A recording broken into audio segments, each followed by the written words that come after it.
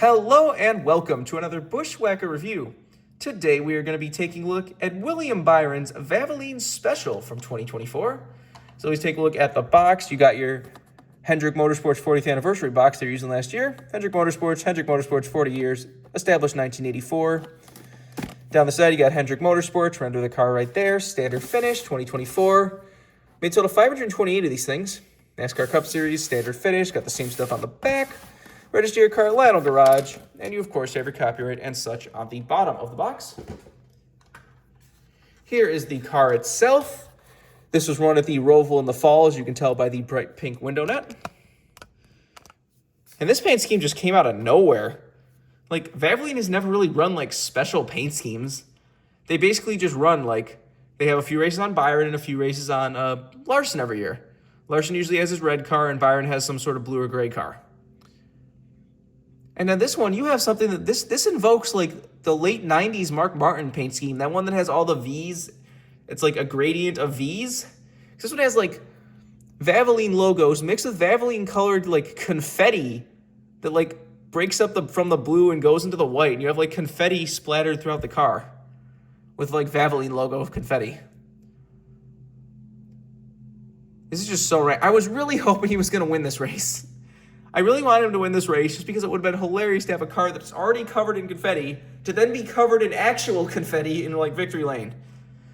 It's just like, this was just so random, but it looks super cool. Like this is just, I wish Valvoline would do more fun stuff like this. Stop these weird, just like solid red or solid blue or gray cars that have like weird jagged lines all over the place and everything. Like it's just, this is way better than any of the Valvoline paint schemes. Like I said, this really does invoke kind of the late 90s, early 2000s Valvoline cars used to have like crazy like gradients and lines and colors, and this is just cool. I remember this one got basically spoiled earlier. I forget which race it was. It might have been like Kansas or something. But there was a, like before the race weekend, like on the NASCAR.com paint scheme preview, I think it was, they suddenly showed this car for William Byron's Valvoline car. And everyone's like, whoa, that's cool. What's that?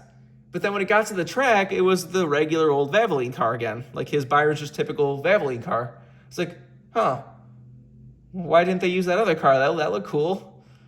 And then it was revealed a couple weeks later that this car was meant for the Roval the whole time. So luckily we still did get it. This one of only like 2 diecasts last year that actually have the pink nets from the Roval. Pretty sure they only made this and then of course Larson's win. So instead of getting a cool, fun Valvoline car covered in confetti that's already covered in confetti, we just got another Larson, Ricky Hendrick paint scheme win. Add to the pile. Anyways, let's do a quick 360 of this car. You can see the like, so there's actual Valvoline logos mixed in with the confetti. So the confetti is basically made of pieces of Valvoline logos. You've got the pink window net. This is a playoff car too, so it does have all the yellow playoff markings. So that makes it extra cool. Like I said, please continue this because this year they're back to just like a, what is it? I think it's like a baby blue Valvoline car basically for Byron, but it does have the windshield wiper as well. That's always cool to see on clean diecast. It does even have the jack marker, which you don't usually get on clean diecast. But anyways, let's get down to sponsors. On the hood, you have Valvoline. Got Chevrolet Camaro ZL1, number 24 in Hendrick Motorsports. Got Valvoline down the side, got ZHP and Relay back there. Behind the rear wheel, you got Exalta and Liberty University. Got Valvoline on the C-post still with a 40th anniversary Hendrick logo. Got HendrickCars.com on the C-post with the 3 winner stickers. Got Chevrolet, Exalta, Cincinnati, Climb, Freightliner, Mack Tools, and Seaman. Got William Byron's name on the name rail. Said to have the NASCAR Cup Series playoff logo around a 12, as well as the windshield and spoiler in yellow.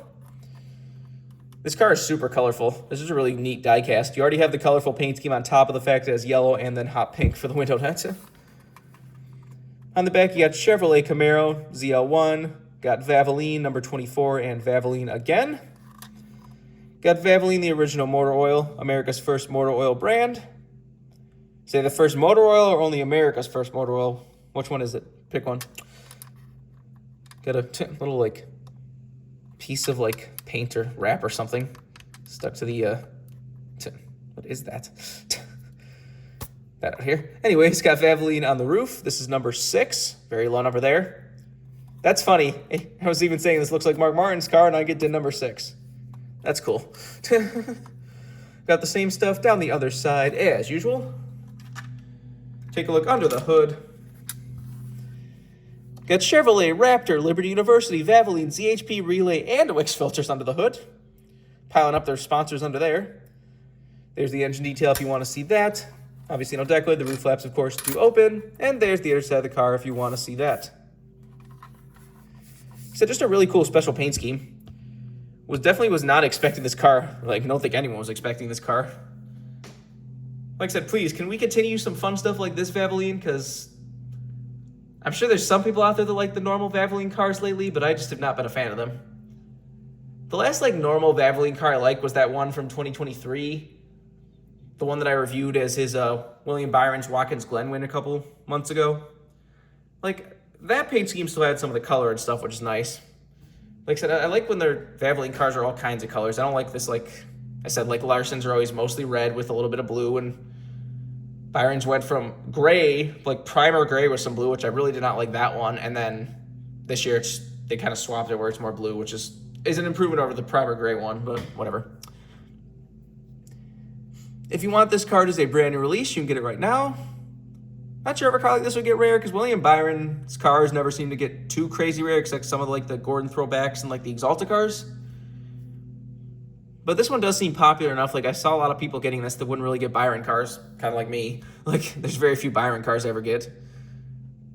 So, you never know. Remember, for other diecast needs, you can go to circlebdiecast.com, and if you use the code BWhack, you get $5 off shipping on any order over $30. So go check that if you want anything. But in the trench, all there is to say, this has been a review of William Byron's Valvoline Special from 2024. Hope you enjoyed it. Thanks for watching.